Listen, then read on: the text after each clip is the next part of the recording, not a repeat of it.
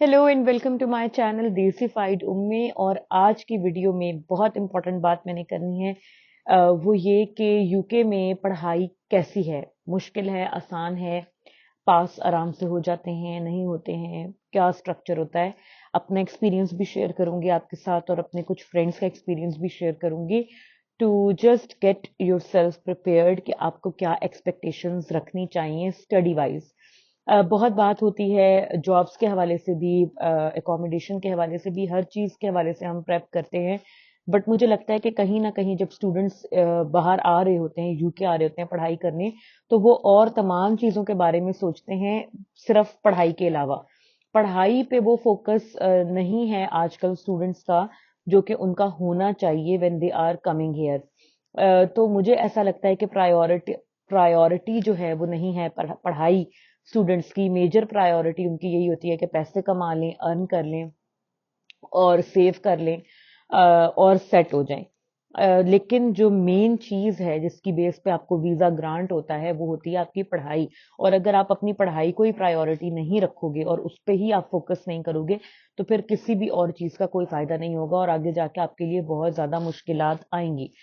यहाँ पर एक चीज मैं ये क्लियर कर दूं कि पिछले 2 सालों में जो स्टूडेंट्स का जो रेशो था, इंटरनेशनल स्टूडेंट्स का फेल होने का रेशो, वो बहुत ज्यादा हो गया है। बहुत ज्यादा तादाद में इंटरनेशनल स्टूडेंट्स जो हैं वो अपनी डिग्रीज पूरी नहीं कर पाते और फेल हो जाते हैं। और या तो उनको पीजी सर्टिफिकेट्स मिल रहे होते हैं या डिप्लोमा मिल रहा होता है, बट उनको डिग्री नहीं मिल पाती और इसकी वजह से आपको पीएसडब्ल्यू भी नहीं मिलता। उसकी वजह, सबसे बड़ी वजह जो ये है, वो एक तो ये कि स्टूडेंट्स अब यहाँ आकर अपनी पढ़ाई को इतना सीरियस नहीं ले रहे। दूसरी चीज, कोर्स सिलेक्शन में गलती करते हैं। ये सब चीजें मैं डिटेल में आपके साथ शेयर करूंगी इसी वीडियो में।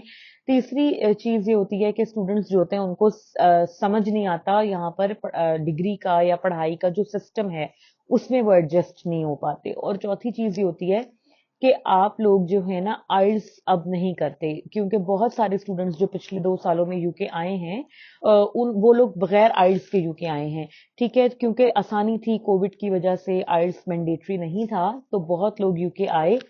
आइल्स देने का फायदा ही होता था और इसीलिए मैं स्टूडेंट्स को रिकमेंड करती हूँ, जितने भी स्टूडेंट्स मुझे कांटेक्ट करते हैं तो मैं सबको यही बताती हूँ कि देखें, आइल्स लाजमी करें। आइल्स सिर्फ इसलिए नहीं है कि आपको वीजे में कोई आपके रुकावट नहीं आएगी।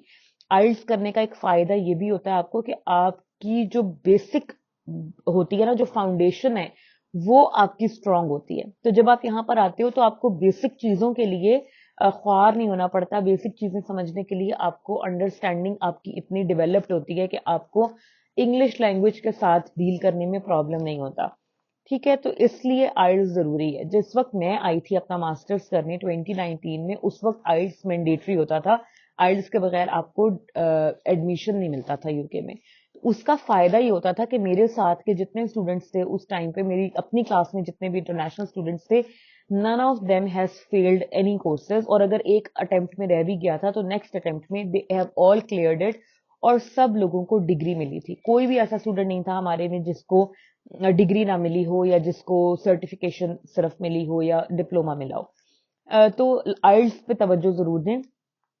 अब जो स्टूडेंट सितंबर इनटेक में आ गए हैं, नेक्स्ट वीक से आप लोगों की क्लासेस स्टार्ट हो रही हैं। सितंबर इनटेक शुरू हो रहा है अगले हफ्ते, अगले मंडे से। तो इस टाइम पर ये वीडियो बनानी बहुत जरूरी थी ताकि मैं आप लोगों को बता सकूं ऐसी टिप्स जो कि आप लोगों के काम आएंगी to be successful in your studies. सबसे पहली चीज देखें, आपने अपनी पढ़ाई को बहुत ज्यादा सीरियसली लेना है। पढ़ाई को सबसे ज्यादा इंपॉर्टेंस देनी है, बाकी सब कामों को छोड़कर। अपना टाइम डेडिकेट करें अपनी स्टडीज के लिए।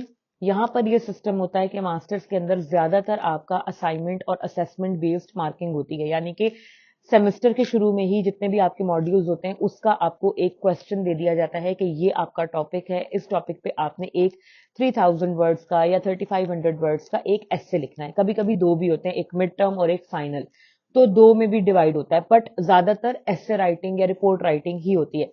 सबसे पहले तो आपको ये बेसिक चीजें पता होनी चाहिए कि एस्से और रिपोर्ट में क्या फर्क है। ठीक है, ये सब चीजें आपने अंडरस्टैंड करनी है। एस्से राइटिंग डिफरेंट होती है, रिपोर्ट राइटिंग डिफरेंट होती है, दोनों का स्ट्रक्चर डिफरेंट होता है। इन चीजों को आपने अंडरस्टैंड करना है। बेसिक इंग्लिश लैंग्वेज राइटिंग, ठीक है, sentence formation, sentence making, right use of punctuation, right use of full stops, capital letters कहाँ आने हैं, स्मॉल लेटर्स कहाँ आने हैं, ये बेसिक चीजें जो कि हम स्कूल लेवल से पढ़ते आ रहे होते हैं। अगर आप बेसिक सेंटेंस ही नहीं बना पाओगे, इंग्लिश में 2-3 जुमले ही नहीं अगर आप लिख सकते, तो फिर आपके लिए यहाँ पर डिग्री को पास करना इंतहाई मुश्किल हो जाएगा और आप अपनी डिग्री पास नहीं कर पाओगे। इसके बाद अगली चीज आ जाती है referencing. Referencing is the most important thing to pass your degree in UK.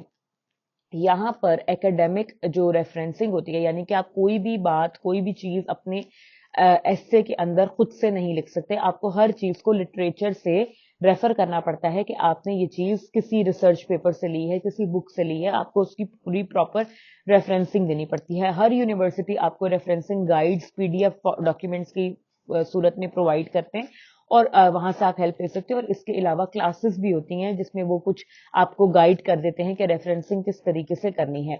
बाकी यहाँ पर हर चीज यूनिवर्सिटी या टीचर आपको हाथ पकड़ के नहीं समझाएगा। ये सेल्फ लर्निंग एनवायरनमेंट है। यहाँ पर आपको खुद से इनिशिएटिव लेना है अपनी पढ़ाई को ठीक करने का और आपको खुद ही से मेहनत करनी पड़ेगी।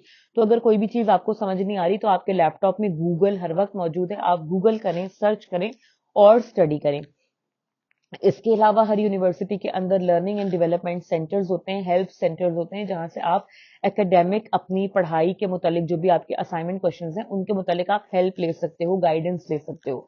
आपके सीनियर्स होते हैं, आपके दूसरे क्लास फेलोज होते हैं, जो लोकल्स हैं, उनसे आप बात करो, उनसे आप हेल्प लो।